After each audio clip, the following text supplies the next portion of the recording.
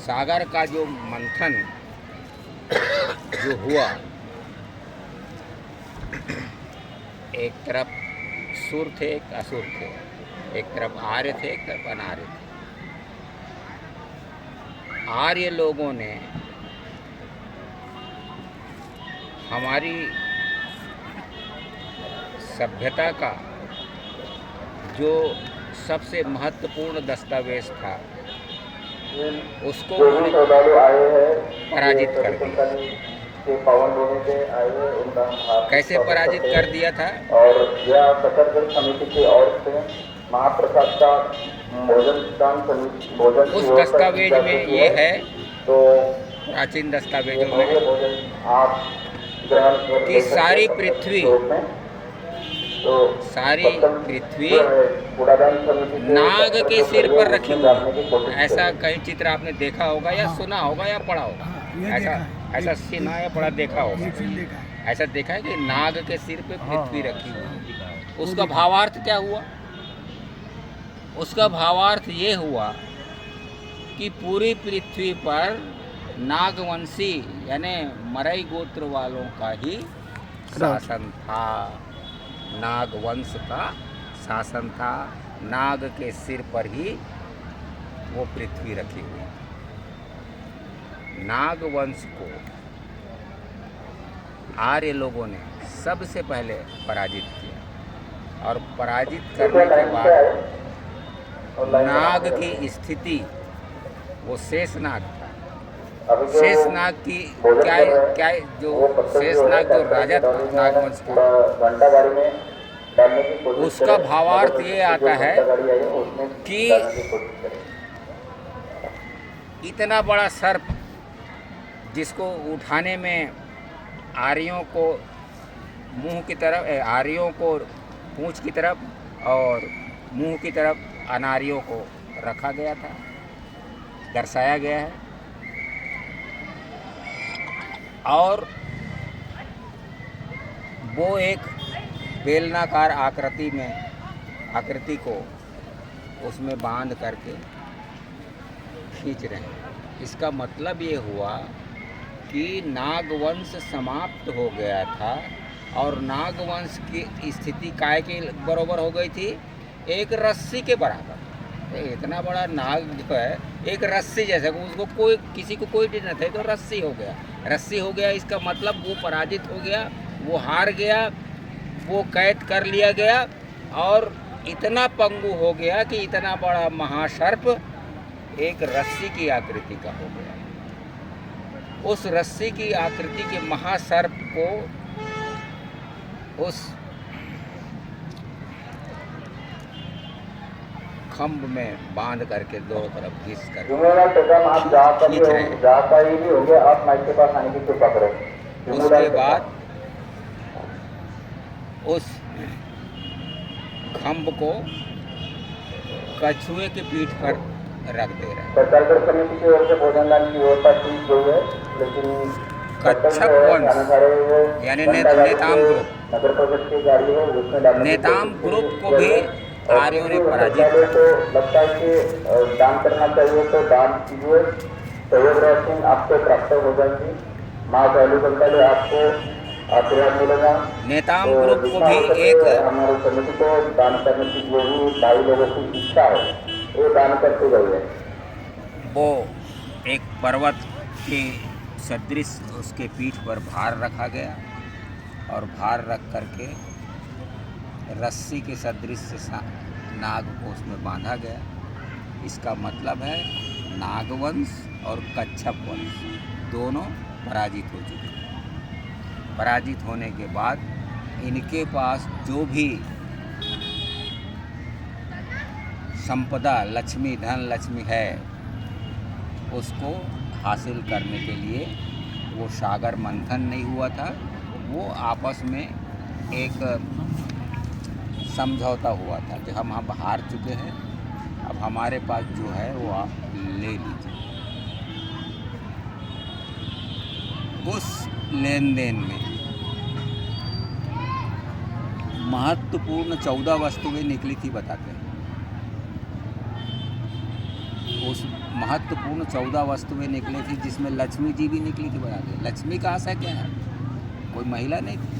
मतलब लक्ष्मी का आशा ये था कि इन दोनों वंशजों के धन संपदा,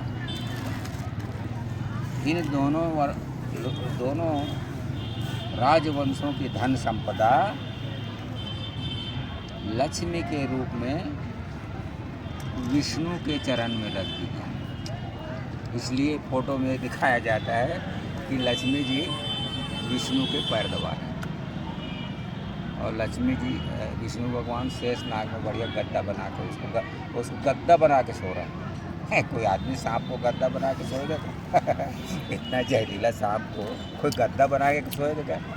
तब सोएगा जब उसको वो गुलाम बना देगा, उसको हरा देगा, उसको पराजित कर लेगा, उसको जेल में डाल देगा, तभी उसको गद्दा बना सकता है। नहीं तो ऐसे तो तुम सांप को हाथ नहीं लगा सकते। इतना बड़ा वो तो महासर्प था जो शेषनाग था।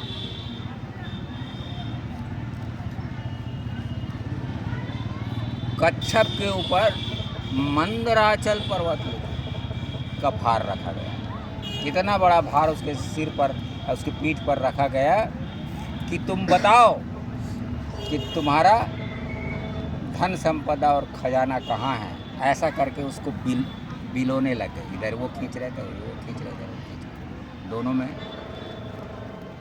खींचातानी हो रही है। खींचातानी हो रहा है मतलब समझौता हो रहा है। भाई अब तुम लोग तो हार गए हो, निकालो सामान। मंदराचल गोंडी शब्द है, उसका मतलब होता है राचाल करना, धीरे धीरे छीलना। राचाल करना मतलब छीलना, संतरे को जैसे छीलते हैं ना। मंदराचल, धीरे धीरे उनको इतना दबाव बना करके अब ये सामान निकालो, अब ये सामान निकालो, अब ये सामान निकालो। वहाँ से लक्ष्मी निकल गया, धनवंतरी निकल गया, तुम्हारा वो वैद धनवंतरी निकल गया। वहाँ से वो क्या बोलते हैं, गाय निकली। वहाँ से वो एक वृक्ष निकला, पारिजात वृक्ष निकला, और एक तो मणि माला निकली विष्णु के गले में।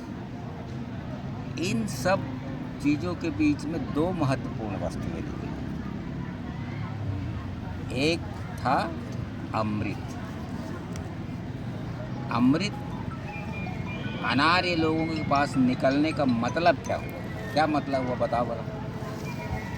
अनार्य लोगों के पास अमृत निकलना, अमृत उनसे प्राप्त करना, उस क्षीर सागर से निकलना, उसका क्या मतलब समझते हो? कुछ भी थोड़ा ऐसा बताओ, क्या मतलब है अनार्य लोगों के पास अमृत निकलना? इसका भाव बताइए, क्या मतलब होता है? कुछ भी बताओ। कि मतलब पहले के लोग अमृत बनाना भी जानते थे। That's right. पहले के लोग नहीं, हम लोग यही तो गड़बड़ कर रहे हैं। हम लोग अमृत बनाना भी जानते थे। जैसे कि बाबूराव सेठमा के का भी इतिहास है, ताड़वा है ना, तो उससे जुड़ा मुड़ा। यानी उस सागर मंथन में अमृत निकला और भगवान जाने उसका बूंद कहाँ छटक गया, तो उस बूंद को प्राप्त करने के लिए महाकुंभ लगा। ऐसा कितना मर गए आदमी, अमृत हमको भी मिल जाएगा करके, एक बूंद भी मिल जाएगा करके। अभी से नहीं, जमाने से कूद रहे हुआ।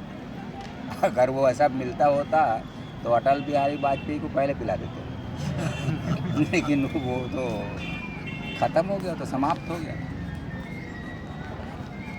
तो अमृत तो ख़त्म हो गया। वो लोग अपने अपना बांट लिए, आपको थोड़ी दी। इसका ये आशय था कि हमारे पुरखे लोग, जिसको हम अनार्य कहते हैं, जिसको हम गोंड्स कहते हैं, गोंडवाना कहते हैं, कोयतुर कहते हैं, वो अमृत बनाना जानते हैं। इसका प्रमाण डी चैटरटन ने 1916 में जो किताब लिखी है, द स्टोरी ऑफ गोंडवाना, उसमें मिलता है। उसमें कैसे मिलता है? ये लिंगो 5-7 भाई बहन थे, उसमें से उनके नहीं पटती थी तो उसको जान से मार के जंगल में फेंक देते हैं लिंगो को। उसमें लिखा है लिंगो की कथा। अब महत्वपूर्ण ये बात है कि लिंगों की कथा अगर स्टोरी ऑफ गोंडवाना में नहीं आई होती तो मैं समझता हूँ गोंड समाज को लिंगो क्या है मालूम ही नहीं था पड़ता, क्योंकि आपके पास कोई दस्तावेज है ही नहीं लिंगों के बारे में। वही एकमात्र किताब है स्टोरी ऑफ गोंडवाना, जिसको जबलपुर के कमिश्नर विलियम्स ने अपने स्टेनो, उसका अच्छा नाम है टाइपिंग वाली, हाँ? टाइपिंग वाली नहीं स्टेनो जिसको लॉन्ग फेलो, उसका स्टेनो था लॉन्ग फेलो। किसी ने बताया था कि बैतूल के क्षेत्र में 2 प्रधान समाज के सगे भाई रात भर लिंगों की गाथा बैठ करके गाते हैं और पूरा समाज, गोंड समाज सुनता है कि ये लिंगों की गाथा है। जबानी गाते थे। ये समाचार कमिश्नर विलियम्स के पास चली गई, जो जबलपुर में बैठा था। उसने अपने स्टेनो, क्या नाम बताया था, लॉन्ग फेलो को 2 गैस बत्ती और टाइपराइटर दे करके भेजा और साथ में एक दुभाषिया भी भेजा, क्योंकि वो गोंडी में गाता था। दुभाषिया उसको बताते जाता था, उसको टाइप करते जाता। वो टाइप किया, उसके 7 वॉल्यूम्स तैयार हुए। लिंगू की गाथा छोटा मोटा नहीं है, 7 वॉल्यूम्स।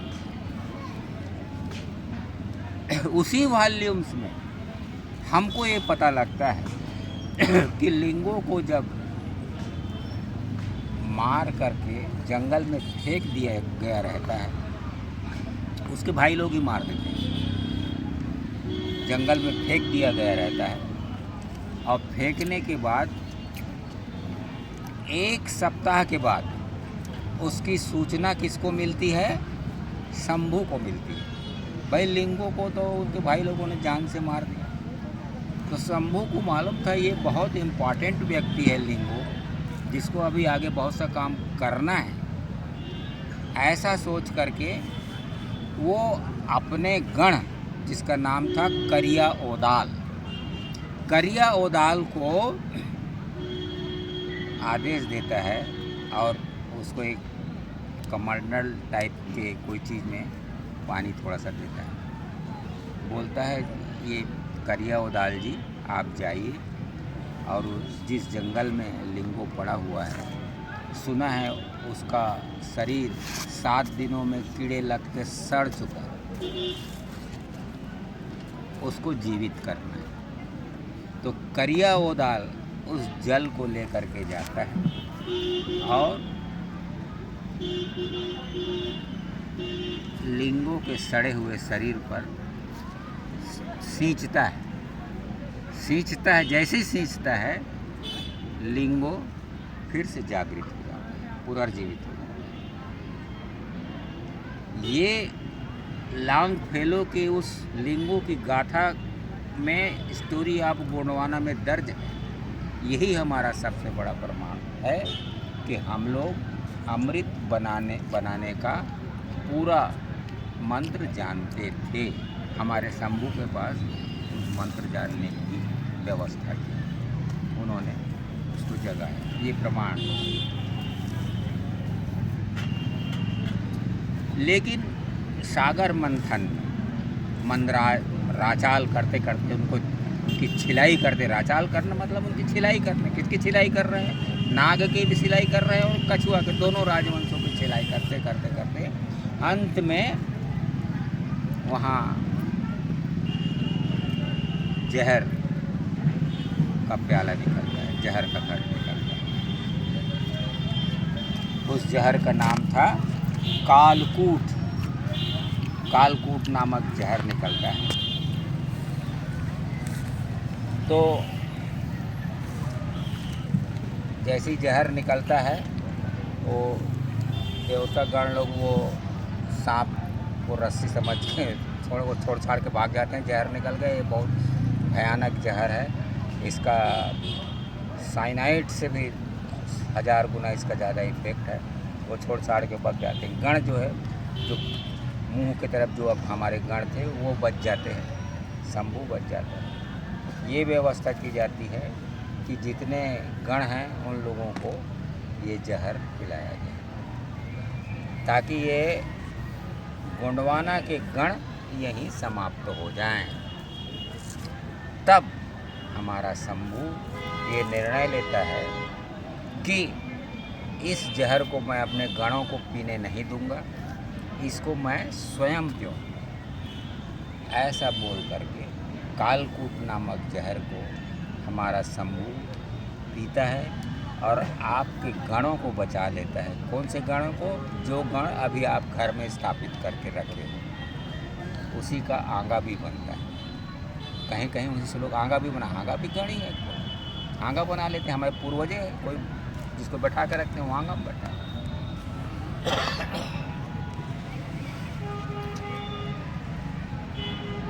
शंभू जो है वो जहर को पी लेता है और योग क्रिया से कहते हैं, लोग बाग कहते हैं कि यहाँ पर रोक लिया, लेकिन उसके बावजूद भी उसका प्रभाव इतना ज़बरदस्त था कि माघ पूर्णिमा के बीतते बीतते हमारा शंभू मूर्छित होकर के गिर जाता है और फागुन का एकम शुरू हो जाता है। आज फागुन का एकम, इसीलिए मैं कह रहा हूँ कि आपके गणों को बचाने के लिए आपके शंभू ने जहर को पिया और पी करके आपके गणों को बचा लिया। स्वयं शंभू मूर्छित होकर के गिर पड़े। उन्हीं गणों ने उसको उठा करके पाताल कोट के नीचे ले जा करके, जो 4 किलोमीटर नीचे ज़मीन से, वहाँ ले जा करके उसके विष का शोधन करने की प्रक्रिया आरंभ करते हैं। विष के शोधन करने के लिए शंभू के शरीर से कपड़े या लंगोट उतार दिया जाता है। उसके शरीर में पूरे घी लगा दिया जाता है। लगाने के बाद बंगला पान उसके पूरे शरीर में चिपका दिया जाता है। उसके बाद एक बड़े लठ में उसको बांध दिया जाता है। लठ के दोनों ओर ऐसा घुमाने के लिए उसको, जैसा वो घूमे ऐसा, जैसे कि मछली को ऐसा घूमते हैं, ऐसा घूने टाइप का ऐसा बनाते हैं। और नीचे गांजा का ढेर लगाते हैं और उसमें गांजा को जलाते नहीं हैं, उसको सुलगा भर देते हैं। सुलगने से जो गांजा को धुआं उठता है, उससे शंभू के शरीर से काला पसीना छूटने लगता है। काला पसीना छूटते छूटते 13वें दिन आपके शंभू के शरीर से पूरा काला पसीना छूटता है और 13वें दिन हमारा शंभू जागता है। उसी को हम क्या बोलते हैं? शंभू जागरण पर्व। उसी को हम बोलते हैं महाशिवरात्रि। उसी को हम क्या बोलते हैं? शंभू नरका पंडु। तो इतना बड़ा घटना हो गया, आपका शंभू ज़मीन में सोया है और आप खीर पूड़ी खाएंगे कहते हो, तो फिर समझ नहीं दिया। खीर पूड़ी खाना अच्छा है क्या? जब आपका शंभू ज़मीन में पड़ा है, आज एक फागुन का एकम है, आज तो पड़ा हुआ है, वो तो 13वें दिन होता है। फिर 13वें दिन उसकी जागृति होती है। हमारा शंभू का जागरण पर्व होता है। बैतूल के क्षेत्र में शंभू जागरण पर्व या शंभू नरका पंडु बहुत ज़ोर शोर से मनाया जाता है। और उसी के बाद होली के बतौर कंडा जलाया जाता है और कंडा जला करके उसके चारों ओर गोंड समाज के लोग घूमते हैं और ऐसा गोबर का उपले को ऐसा ले जा कर के ऐसा पटकते हैं, जिसे पटाखे की आवाज़ आए, ऊपर को सब बना। उस ज़माने में तो खुशी जाहिर करने के लिए वही हमारा पटाखा था। वो पटकते हैं और बोलते हैं विष्णु जीव उदायपो इंद्र जीव उदायपो, मतलब उनका नाश होना, सत्यानाश हो। ऐसा करके उदायपो बोलते हैं। वो बोलते हैं फटाका फोड़ते हैं और उसके चारों ओर घूम के नाचते हैं और नाचते हैं। नाच करके उस राख को एक दूसरे को लगा करके सिमगा के स्वरूप में होली खेलते हैं। हमारी होली 15 दिन पहले आती है, जिस दिन महाशिवरात्रि को ही गोंडों की होली है, लेकिन रंग वाली नहीं है, ये राख वाली है जो सबके सिर में लगा है। सिमगा खेला जाता है उसी दिन। तो सिमगा के मैं चिम्मुर गया था मैं भाषण देने के लिए, तो मैं बताया तो चिम्मुर शब्द जो है वो चिटुर मुड़मार पुंगार का छोटा रूप है चिम्मुर। चिटुर मुड़मार पुंगार का छोटा रूप है चिम्मुर। तो मैंने कहा तुम्हारे पूर्वज लोग किसी ज़माने में ये सिमगा मनाने के लिए परसा के छोटे फूलों का रंग बना करके खेला होगा और खेल करके महाशिवरात्रि वाले दिन में गांव रखा होगा। उसी दिन इस गांव का नाम चिमुर मुड़मार पुंगार रख करके वो घटते घटते घटते चिम्मुर हो गया। ये मैंने अपनी स्पीच में चिम्मुर में 10-12 साल पहले जाने के बताया। तो ये घटना महत्वपूर्ण घटना है। उसके बाद लिंगो जागृत हो जाते हैं। जागृत होने के बाद पातालकोट से गुप्त मार्ग से सीधे वो हिमालय में चले जाते हैं। उस स्थान में चले जाते हैं जिसका नाम संभोला है। क्या नाम है? संभोला। क्या है संभोला? कहाँ पर है? जहाँ हिमालय की चोटी है, एवरेस्ट की चोटी है, उससे 5 किलोमीटर नीचे ज़मीन पर तो संभोला की जानकारी सबसे पहले किनको हुई? जो एलियंस आते हैं। एलियंस मतलब परग्रही, दूसरे ग्रह से आते हैं। न्यूजीलैंड के लोग परग्रही लोग ही हमारे पूर्वज हैं। ऐसा करके परग्रही जो यहाँ पर तारा दिखता है, रात में देखना होगा, 1 फिर 4 तारा ऐसा उगा रहता है, देखो शाम को दिखेगा, रात बीच में 3 है 7 दिखता है। हाँ उसको पेंडोरा कहा जाता है। पेंडोरा से हमारे पूर्वज यहाँ आए और आकर के हमारे यहाँ नर मादा की स्थापना की और उनके शरीर में वो शक्तियाँ कौन सी पैदा की? वीर और रज की शक्तियाँ पैदा की। पुरुष को वीर दिया और महिला को रज दिया। दोनों के समागम से ही हमारी संस्कृति, हमारी उन्नति, हमारी परंपराएं बढ़ती गई। हमारे बच्चे कोख से पैदा होते हैं, इसीलिए आप लोग कोई तो कोया मर्री कहते हैं। गुफा में रहने वाला कोया कोया कोया बच्चे का मर्री माई की स्थापना कहाँ पर है? कराची में है उसका मर्री माई की स्थापना। मर्री माई कहते हैं, मतलब हमारे बच्चों की माँ कराची में मर्री माई को। इस देश का नाम मर्री माई होना था तो भारत माता बना। भारत माता कौन कोई नहीं। ऐसी घटना जो पुरातात्विक घटनाएं हैं, इस तरह की बातें तुमको बैठाल करके कोई नहीं बताएगा ना। जानता नहीं तो बताएगा बरोबर। जानोगे कहाँ से? पढ़ोगे तब, कहीं से आप एक्सट्रैक्ट करो। हमारा शंभू यहाँ से संभोला चला गया और आज की तारीख में हमारा शंभू जीवित है। आज की तारीख में हमारा शंभू जीवित है। कैसे जीवित है? क्योंकि यह शरीर तो नाशवान है। 100 ईयर अधिक से अधिक 100 साल जी गया बहुत है। जीने के बाद जिस तरह से घटनाक्रम होता है, बच्चे से जवान, जवान से और जवान से बूढ़ा, फिर शरीर अपने आप गिरने लग जाता है। शरीर से जो जीव तत्व है वो बाहर निकल जाता है। बाहर निकल करके जहाँ से आया वहाँ चला जाता है।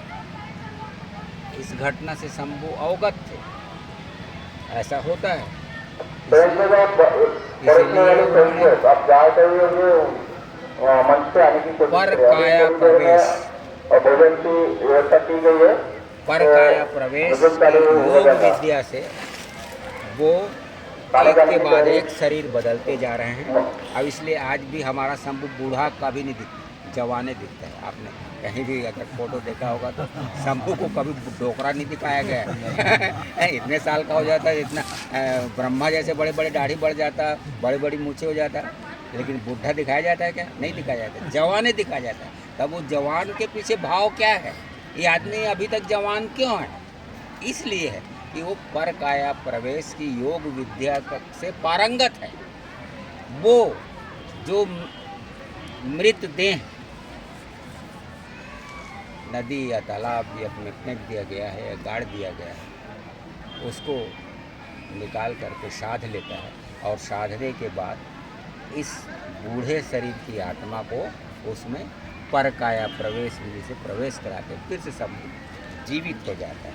और इसीलिए आपका शंभू आप जैसे ही राल धूप डालते हो फट से खड़ा हो जाता है, जिसके शरीर में आना होता है आ जाता है और बोलता है। राम लक्ष्मण कभी नहीं आते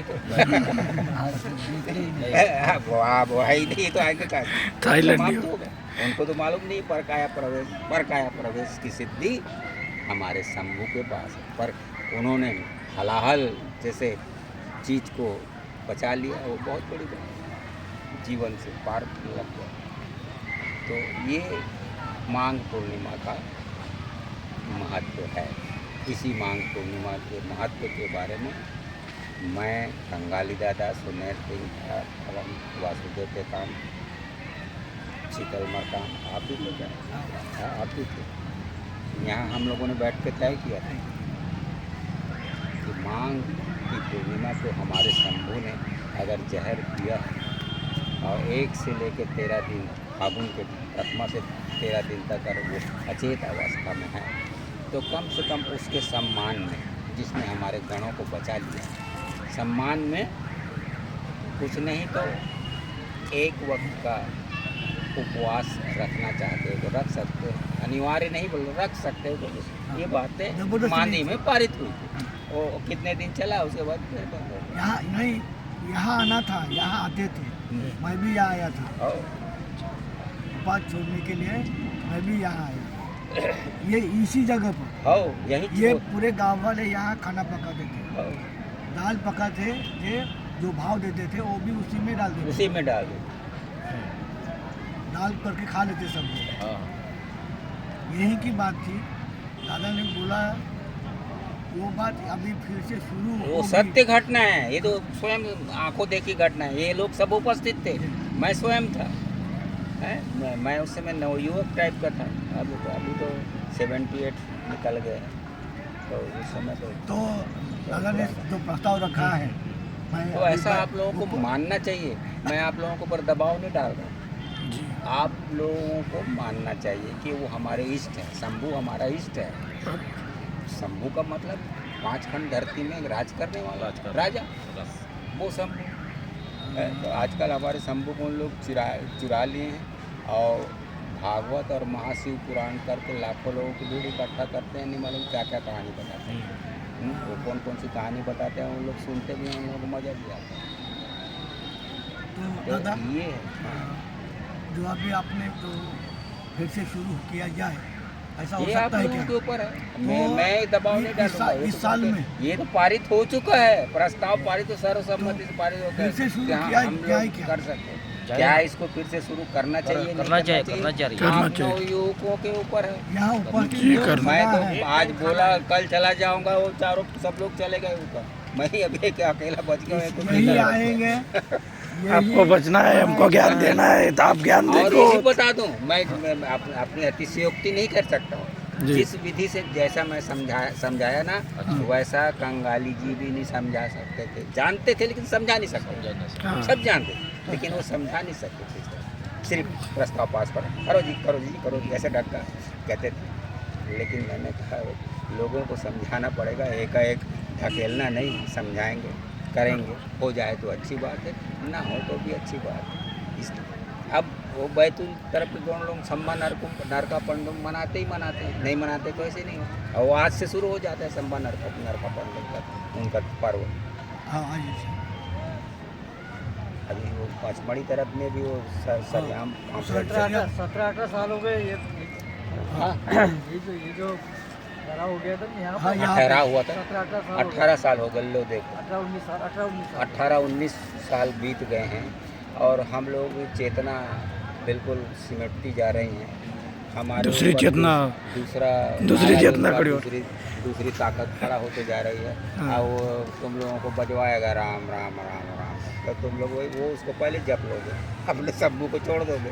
तो नहीं वैसा तुम्हारी नहीं होना मर्जी, चाहिए। उसमें हम क्या कर सकते हैं? हम तो आज हैं कल नहीं रहेंगे, क्या ठिकाना? आदमी का कोई ठिकाना नहीं। मैं अभी बोल बता रहा हूँ, 1 घंटे में क्या हो जाएगा इसका कोई भरोसा नहीं। गंगाली जी हमको छोड़ कर चले जाएंगे, हम सपने में भी नहीं सोचे थे इतनी जल्दी निकल जाएंगे। क्योंकि अभी उनसे बहुत सी बातें, वो तो शुरुआत कर रहे थे, शुरुआती क्षण था उनका। तो ये नवयुवक लोगों को समझना है, सोचना है कि क्या करना है, क्या नहीं करना है। ये आप लोगों के हाथ में। समाज को आप किस दिशा में ले जाना चाहते हुए आपके ऊपर। क्यों? क्योंकि आपका अपोनेंट्स आ गया है, उधर बजाने लग गया है। तो उधर का रिकॉर्डिंग दूसरा रहता है, इधर का रिकॉर्डिंग दूसरा बजता है। तो वो आप लोग जानो कि किसको अडाप्ट करना चाहते हो। उधर जाना चाहते हो तो उधर भी जा सकते हो, उधर रहना चाहते हो उधर रह सकते हो। जो आप लोगों को उचित समय जचे वो आप करो, और उसके बाद फिर आप अपने बच्चों को भी वही करवाओ। क्योंकि ये तो पीढ़ी दर पीढ़ी चलेगा ना भाई, हैं? बरोबर। आज भी बड़े डोंगर में महाशिवरात्रि को सारे गण यानी सारे आंगा इकट्ठा होते हैं। ना भैया, बड़े डोंगर में इकट्ठा होते हैं और सब इकट्ठा हो करके आज हमारा शंभू जागृत हो गया करके सारे आंगा, कम से कम 50 ठो आंगा रहते हैं। मैं खुद अपनी आंखों से देखा, 50 से 50 आंगा रहते हैं। वो गण है सर, सारे गण एक साथ जाके तालाब में नहाते हैं, नहा के निकलते हैं। नहा के वो 15 दिन से हमारा शंभू नहाया नहीं था, उसके शरीर में लेपन लग गया।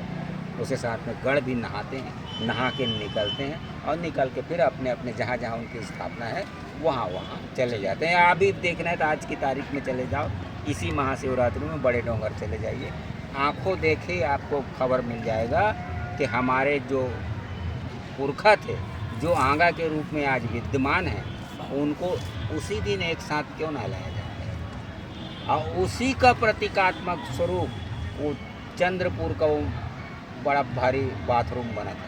वो बाथरूम को मैं देखा था, वहाँ एक बार सम्मेलन हुआ था तब मैं गया था। इतना बड़ा बाथरूम बना है, इसका मतलब वही है कि यहाँ पर सामूहिक स्नान होता था।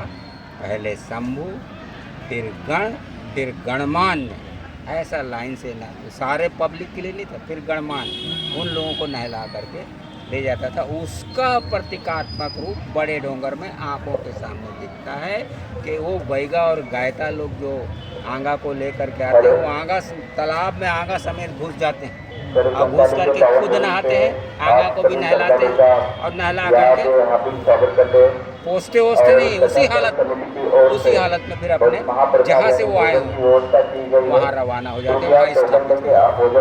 तो ये चीज़ आज भी सुरक्षित है और प्रमाण स्वरूप है।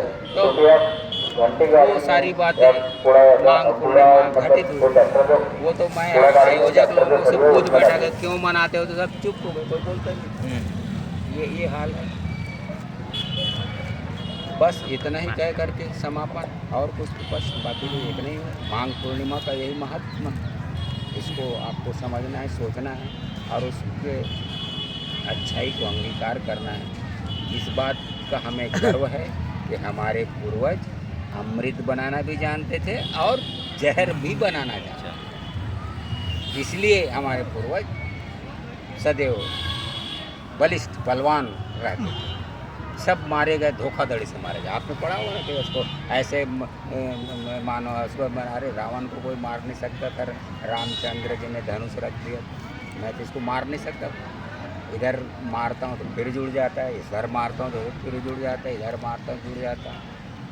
उसने रख दिया था धनुष, लेकिन घर कभी दिल लगा है, आप गलत जगह मार रहे हो, इधर मारो ना भाई।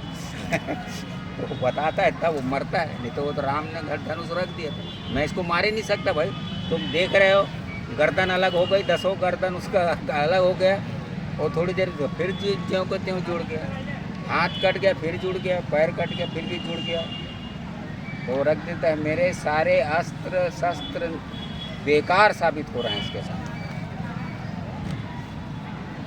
मेघनाथ के बाण से प्रत्यंचा से तो लक्ष्मण भी चला गया था। ये जो है ना कंचनाथ हुआ, दामाद हुआ, कलिया हुआ, इनको भी तो पता था। हाँ। हम लोग तो आदमी टुकड़ा काट देते थे, जोड़ देते जोड़ देते थे। हाँ। ये तो ज़्यादा भी नहीं। वो करिया वो दाल जो बोलते हैं ना, वो करिया धुरुआ उस तरफ है हमारे उधर और उसी के साथ वो था ये डोंगर गाँव का लोगुंडी, पूरा लोगुंडी था, लोगुंडी। हाँ। उनका भी यही काम था। और उनको तो ये था। हमारे पूर्वज लोग एक से एक कलाओं में अभी भी है, सिद्ध मतलब हस्त इसको अगर थे। सिद्धि करें ना, सिद्धि करें तो आप भी पर काया प्रवेश कर सकते हो और जवान के जवान रह सकते हो। लेकिन वो कठिन काम है कि एक इस शरीर से जीव को निकाल के उस शरीर में ले जाना, इतनी बड़ी ताकत पैदा करना कि वो मार्ग से भटके मत जीव, सीधा वहाँ से वहाँ जाए। ऐसा सिस्टम उन्होंने तैयार किया, उसी को पर काया प्रवेश करते हैं। तो चलो, आप लोगों का भोजन बन गया, खाना चाहते हो खा लो, और शाम को आज का दिन वाला उपास रखना चाहते हो दिन में उपास रखो, शाम को 6 बजे खा लो। कम से कम उस महान आत्मा का एक तो सम्मान तो होगा, है सम्मान है और कुछ नहीं है। बस जो तो समय तो बीत गया सारे दिन तो हो ही गया है, समय बीत गया और कितने कालखंड बीत गए हैं, वो शंभू को जागृत हुए। दादा ने जो कहा है अभी